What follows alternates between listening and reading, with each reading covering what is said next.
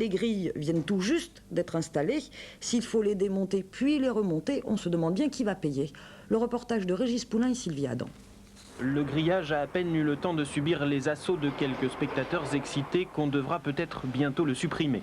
Car Michel Platini et son pouvoir ont parlé. Le comité d'organisation de la Coupe du Monde veut qu'on enlève ces grilles pour un meilleur confort visuel. Pourtant, il y a un an, la Fédération internationale avait imposé que le stade installe près de 400 mètres de grillage par sécurité. Coût de l'opération environ 1 million de francs.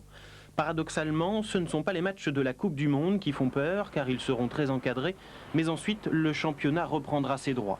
La première solution consiste à remonter le grillage, mais l'addition peut atteindre 2 millions de francs, et après la réfection du stade, la municipalité n'est pas très chaude.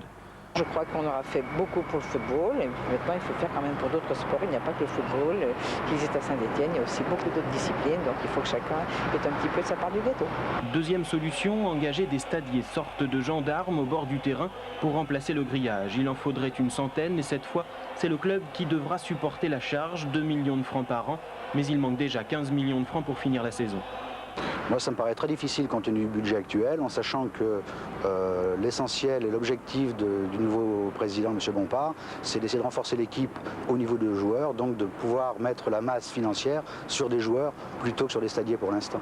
Enfin, dernière solution, faire appel à la raison du supporter et laisser l'espace vide.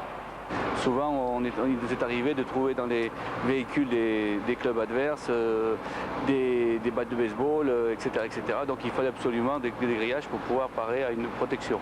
Donc si on les enlève, il y a un risque. Il y a un risque.